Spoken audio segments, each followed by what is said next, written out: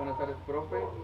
Mi nombre es William Ernesto de la Cruz Vázquez y voy a presentar mi exposición, que son tres trastornos, eh, que son el trastorno de la pica, trastorno de rumiación y lo que es trastorno de evitación y la restricción de la ingesta de alimentos. Bueno, para empezar, ¿qué son los trastornos de la conducta alimentaria y de la ingesta de alimentos? Nos dice que se caracterizan por una alteración en lo que son en la alimentación o en el comportamiento relacionado con la conducta alimentaria. Esto puede afectar lo que es nuestro desarrollo físico como nuestro desarrollo mental, que causa un deterioro significativo en la salud física o del funcionamiento psicosocial. Para empezar, el primer trastorno, que es el trastorno de pica o de la pica, o también conocido como mericismo. Este trastorno nos habla acerca de cómo los que lo presenta, el paciente que lo presenta, va a presentar la ingesta de cosas que no son alimentos, como por ejemplo tierra, cabello, papel, entre otras cosas. Estos pacientes presentan este tipo de patologías, por así decirlo, o anomalías en la ingesta, ya que ingieren pues cosas que no son alimentos y que pueden ser dañinos para su salud.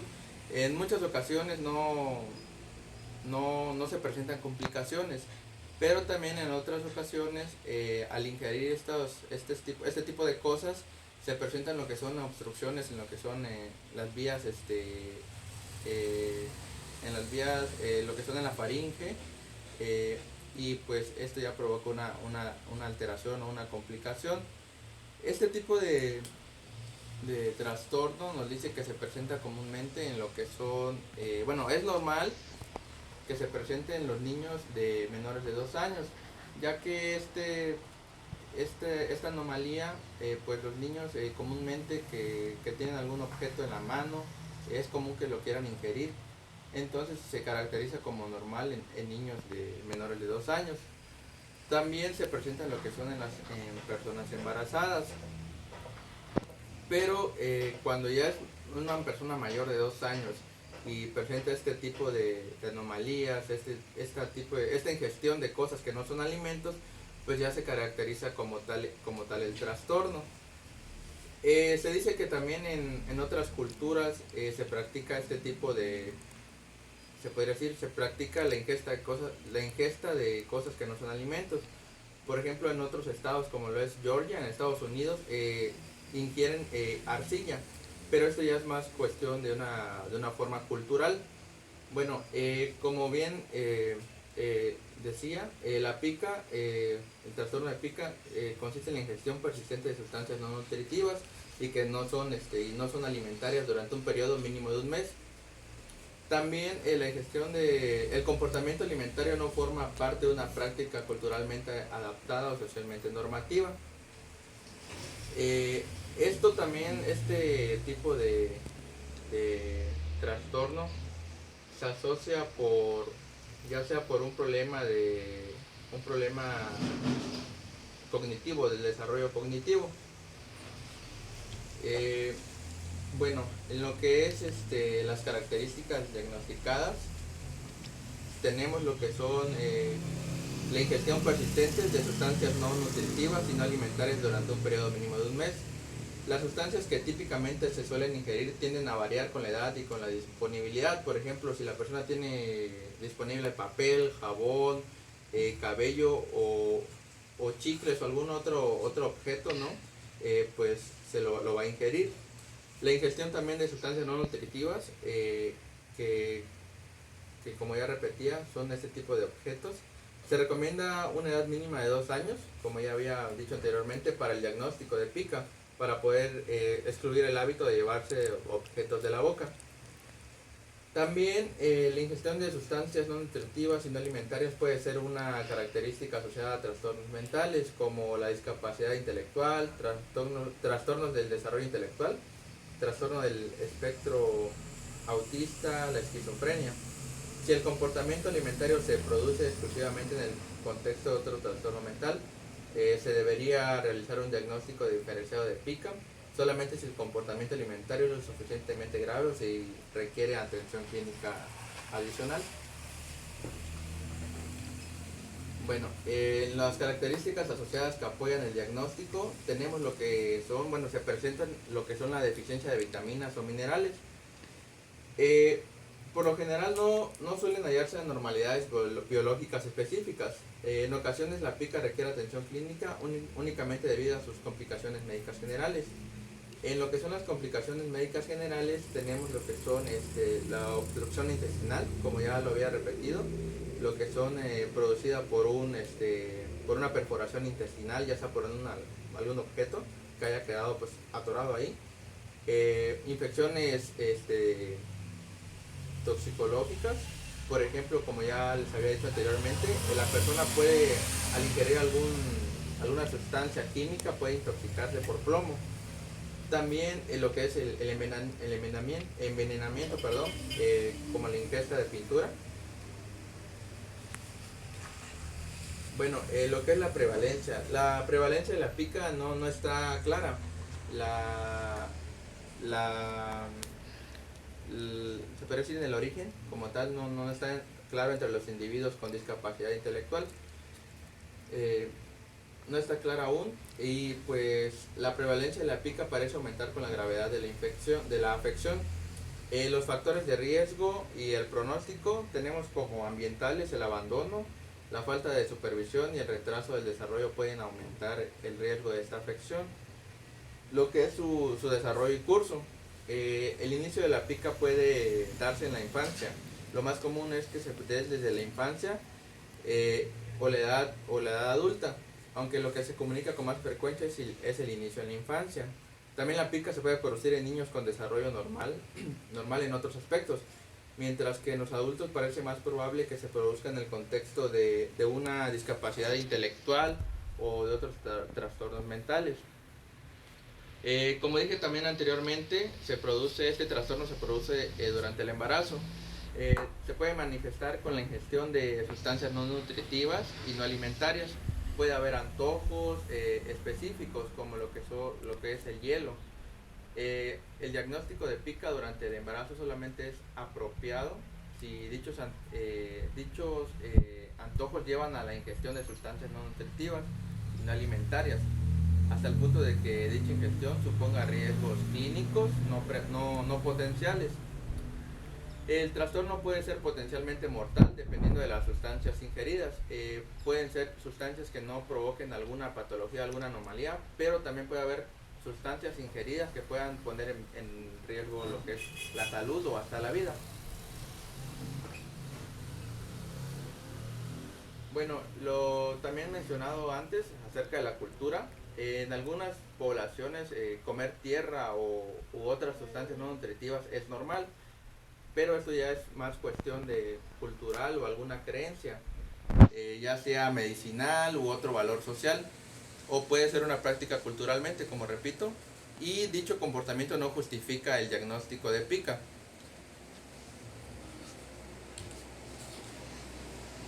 Bueno, en lo que son los marcadores diagnósticos, las radiografías, las ecografías y otras técnicas de imagen abdominales pueden revelar obstrucciones relacionadas con la pica. Lo que son las consecuencias funcionales, la pica puede deteriorar el funcionamiento físico significativamente, aunque rara vez es ella sola la causa del deterioro del funcionamiento social.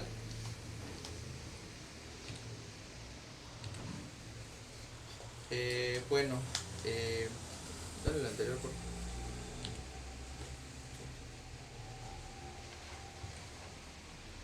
Bueno, lo que es el diagnóstico diferencial, que se asocia con la que es la anorexia nerviosa.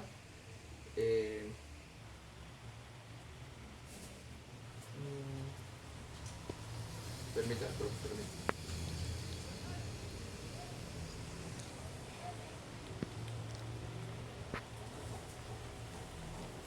Bueno, ya, lo que pasa es que ya me había pasado de diapositiva. Ahora vamos a continuar con lo que es el segundo trastorno, que es el trastorno la rumiación. Este trastorno también es muy interesante, ya que consiste en lo que es cuando la persona que lo padece consiste en devolver o regurgitar el alimento desde el estómago hasta la boca. Este tipo de trastorno nos habla acerca de que la persona regresa el alimento y lo vuelve a masticar y se lo vuelve a tragar, o también lo regresa y lo escupe. Las personas que presentan este trastorno refieren que el sabor sigue siendo normal del alimento y no presenta lo que es el sabor ácido, como si fuera el vómito. Estas personas, la causa de este trastorno no se sabe con exactitud, pero sí lo que más se acerca es a lo que es una presión abdominal, hablando morfológicamente, y hablando ya psicológicamente. Se relaciona a pacientes que tienen depresión o ansiedad. Este trastorno es caracterizado igual se da después de 30 minutos de la ingesta de alimentos. Este trastorno también es comúnmente confundido con lo que es la bulimia nerviosa, perdón, y con lo que es la enfermedad por reflujo gastroesofágico. En lo que son los criterios diagnósticos, los alimentos regurgitados se pueden volver a masticar, a tragar o se escupen. El trastorno de la conducta alimentaria no se produce excesivamente en el curso de la anorexia nerviosa o la bulimia. Este trastorno es una evitación, una restricción de lo que es la ingesta de los alimentos. Si los síntomas se producen en el contexto de otro trastorno mental, como la discapacidad intelectual, el trastorno del desarrollo intelectual u otro trastorno del neurodesarrollo, son suficientemente graves para justificar atención clínica adicional. Bueno, como ya había repetido anteriormente, la comida que se traga previamente puede estar parcialmente digerida o no, o puede estar parcialmente digerida o todavía puede estar entera.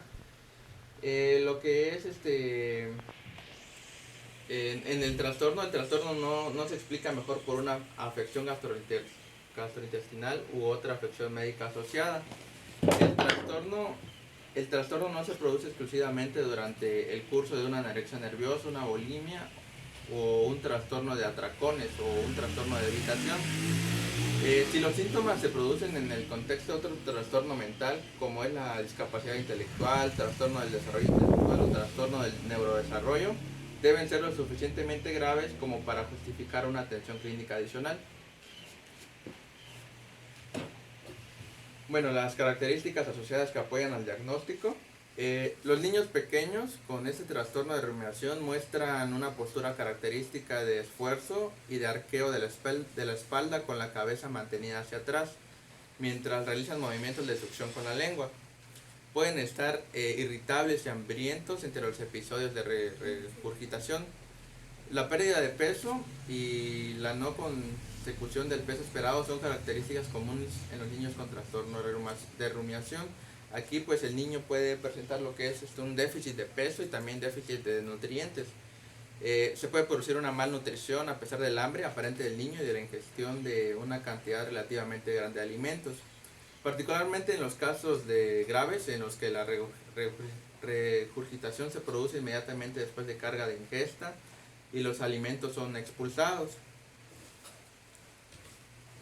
Bueno, en lo que es la prevalencia, los datos sobre la prevalencia del trastorno de la rumiación no son concluyentes, pero el trastorno suele comunicar con más frecuencia en ciertos grupos, como los individuos con discapacidad intelectual.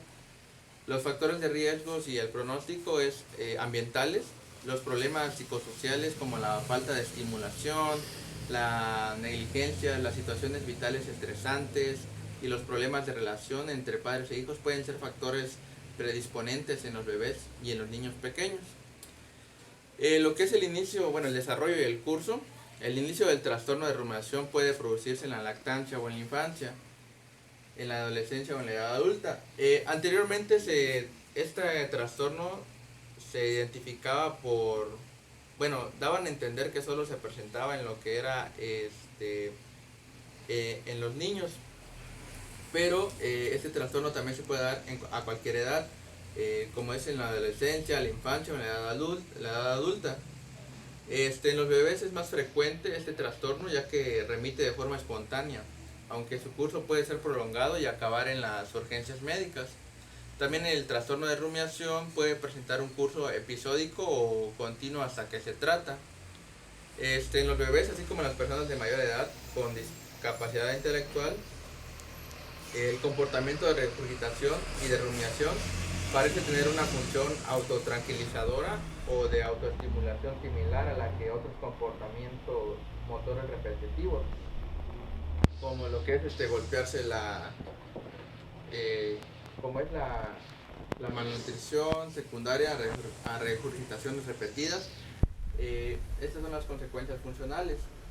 La malnutrición secundaria a regurgitaciones repetidas puede estar asociada a lo que es retraso del crecimiento y afectar negativamente el potencial del desarrollo y de aprendizaje.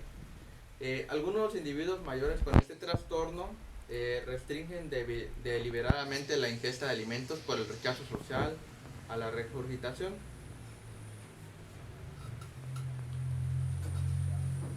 Bueno, en lo que es el diagnóstico diferencial, las afecciones gastrointestinales, es importante diferenciar el trastorno de rumiación, como ya repetía, a otras afecciones gastrointestinales, como es el reflujo gastroesofágico, como la anorexia nerviosa y la bulimia nerviosa.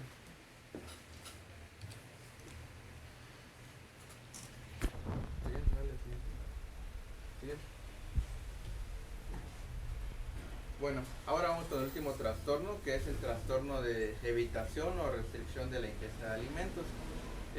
Este trastorno también es de suma importancia y es curioso, ya que este trastorno se basa en lo que es en la restricción de alimentos, en no querer ingerir los alimentos, pero no por un lado estético como es la anorexia, o por cuidarnos de una forma física, por así decirlo, sino que este trastorno es la falta de interés por comer o alimentarse.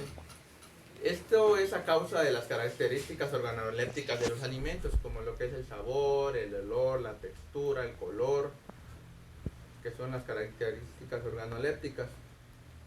Bueno, acá sí vamos a ver lo que es una pérdida de peso significativa, ya que al evitar ingerir alimentos o comer, pues obviamente el paciente va a ir perdiendo peso y también va a tener lo que es una deficiencia nutricional por la falta de los macronutrientes, los micronutrientes que se presentan en lo que es la comida. También podemos decir que la dependencia de la alimentación enteral o de suplementos nutritivos por vía oral, la interferencia importante en el funcionamiento psicosocial. Este trastorno no se explica mejor por la falta de alimentos disponibles o por una práctica social culturalmente aceptada. El trastorno de la conducta alimentaria no se produce exclusivamente en el curso de la anorexia nerviosa o la bulimia nerviosa, y no hay pruebas de un trastorno en la forma que uno mismo experimenta el propio peso o la constitución. Bueno, lo que es son las características diagnosticadas, en lo que es el fracaso clínicamente significativo para obtener las necesidades nutritivas o una ingesta energética insuficientemente mediante la ingesta oral de alimentos. También lo que son los ayunos religiosos o las dietas, lo que son las exigencias en la comida de los niños pequeños o la menor ingesta de alimentos en los adultos de mayor edad. El trastorno no se explicaría mejor por una excesiva preocupación por la constitución o el peso corporal. El trastorno de la conducta alimentaria no se explica mejor por trastornos mentales o factores clínicos concurrentes.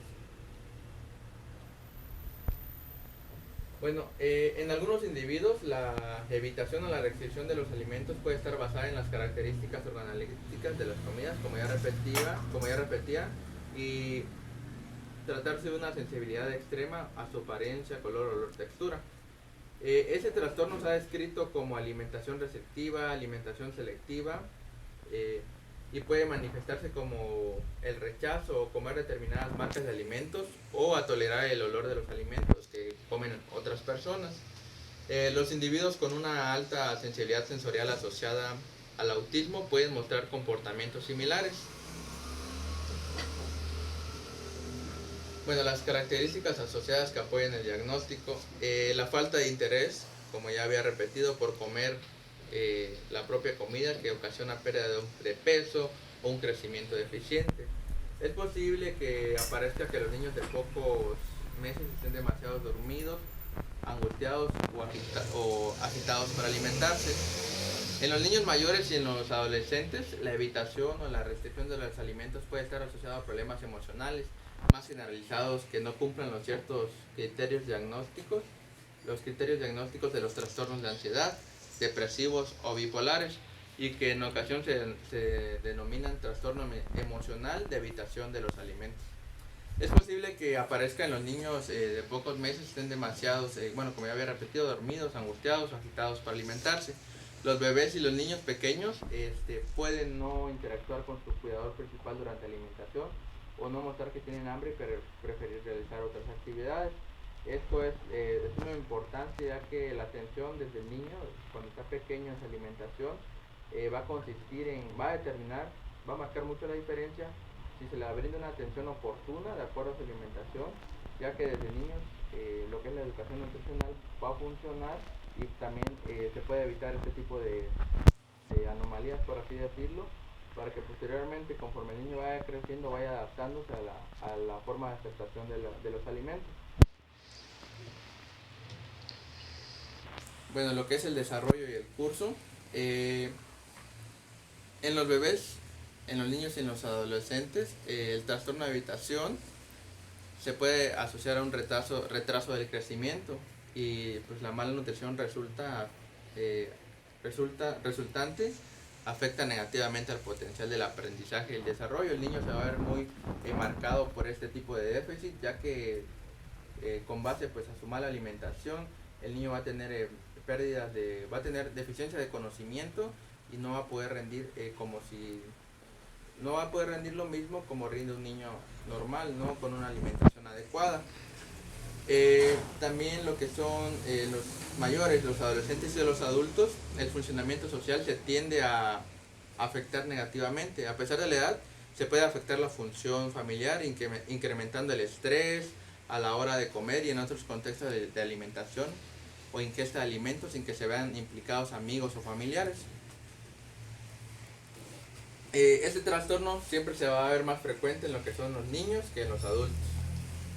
En los factores de riesgo y los pronósticos tenemos lo que son los factores temperamentales. En los trastornos de ansiedad, el trastorno del espectro autista, el trastorno obsesivo compulsivo y el trastorno por déficit de atención, hiperactividad, pueden aumentar el riesgo de comportamientos de evitación o restricción de la alimentación a la ingesta. En lo que son los ambientales, entra lo que es la ansiedad familiar. Los porcentajes más altos de problemas de alimentación pueden presentarse en los hijos de madres con trastornos de la conducta alimentaria. En lo que son genéticos y fisiológicos, los antecedentes de afecciones gastrointestinales, el reflujo gastroesofágico, los vómitos y un abanico de otros problemas clínicos se han asociado a los comportamientos de la alimentación y a la ingesta que son característicos del trastorno de evitación o restricción de la ingesta de los alimentos. Bueno, en lo que son los aspectos diagnósticos relacionados con la cultura, nos dice que se producen presentaciones similares al trastorno de evitación. Entre las que se encuentran en Estados Unidos, Canadá, Australia y Europa, no se debería diagnosticar el trastorno de evitación, restricción de la ingesta de alimentos, cuando dicha evitación está relacionada únicamente con determinadas prácticas culturales o religiosas. Como había repetido en el trastorno anterior, lo que es el trastorno de la pica, igual se caracteriza por factores culturales. Y lo que son los aspectos diagnosticados relacionados con el género, pues Es igualmente frecuentemente en los niños y en las niñas, tanto en la lactancia como en la primaria infancia. Sin embargo, nos dice que en la restricción de la ingesta de alimentos, con el trastorno del espectro autista predomina en los varones. También se puede producir la evitación a la restricción de alimentos en relación con la sensibilidad sensorial alterada de algunos estados fisiológicos, el más importante de los cuales es el embarazo, aunque normalmente no se trata de cuadros intensos y no se cumplen con todos los criterios del trastorno. Bueno, y en lo que son los marcadores diagnósticos entran lo que son la malnutrición, bajo peso, retraso de conocimiento y la necesidad de nutrición artificial. Las consecuencias funcionales del trastorno nos dice que son el deterioro del desarrollo físico y las dificultades sociales que pueden tener una importante repercusión negativa en el funcionamiento familiar. Este deterioro físico pues afectará al paciente que presenta esta enfermedad, este trastorno, ya que pues también la familia se va a ver implicada. Y pues eso sería todo, profe. Muchas gracias y buenas tardes.